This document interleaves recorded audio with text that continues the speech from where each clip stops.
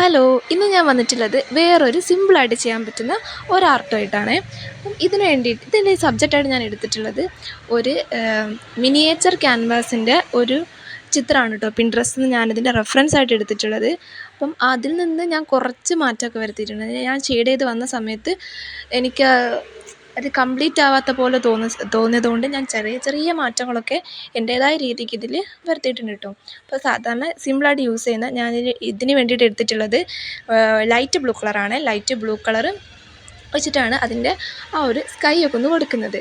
പിന്നെ അടുത്തതായിട്ട് ഞാൻ കൊടുക്കാൻ പോകുന്ന ആ ഒരു വാട്ടറിൻ്റെ കളറായിട്ട് എടുക്കുന്നത് ഈ ഒരു ലൈറ്റ് ബ്ലൂ കളറും ലൈറ്റ് ഗ്രീൻ കളറും കൂടെ മിക്സ് ചെയ്തിട്ട് ഉള്ള ഒരു കളറ്.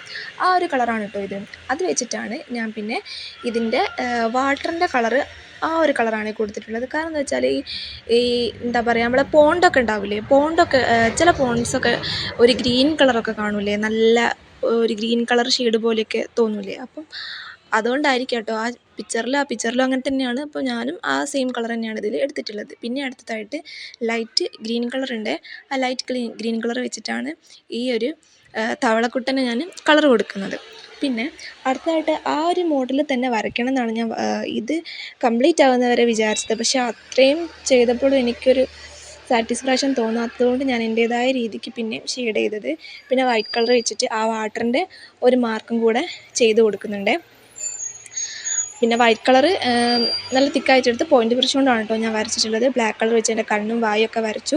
അപ്പോൾ ഇത്രയായിരുന്നു ആ പിൻട്രസ്റ്റിലെ ആ ഒരു പിക്ക്. പക്ഷേ അതിനകത്ത് ഞാൻ വരുത്തിയ മാറ്റം എന്താണെന്ന് വെച്ചാൽ എനിക്കൊരു എന്താ പറയുക, നമ്മളെ ഈ കാർമേഘം ഉണ്ടല്ലോ, കാർമേഘത്തിൻ്റെ കളറ് പോലെ തോന്നാൻ വേണ്ടിയിട്ട് ഞാൻ വയലറ്റ് കളർ എടുത്തിട്ട് ഒന്ന് ആ സ്കൈ ഒന്നും കൂടെ ഒന്ന് ഷെയ്ഡ് ചെയ്ത് കൊടുത്തിട്ടുണ്ട്. പിന്നെ ഒരു ഗ്രീൻ കളർ എടുത്തിട്ട് ആ വാട്ടറിൻ്റെ ആ ഒരു താഴെയുള്ള ബേസും കൂടെ ഒന്ന് ഷെയ്ഡ് ചെയ്ത് കൊടുക്കുന്നുണ്ട്.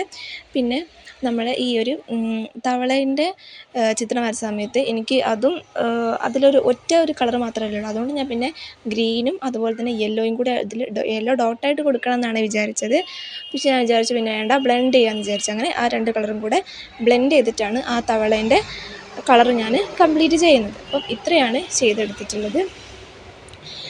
ഈ ഒരു വർക്ക് നിങ്ങൾക്ക് ഇഷ്ടപ്പെട്ടെങ്കിൽ ചാനലൊന്ന് സബ്സ്ക്രൈബ് ചെയ്ത് സപ്പോർട്ട് ചെയ്യണേ. Thank you.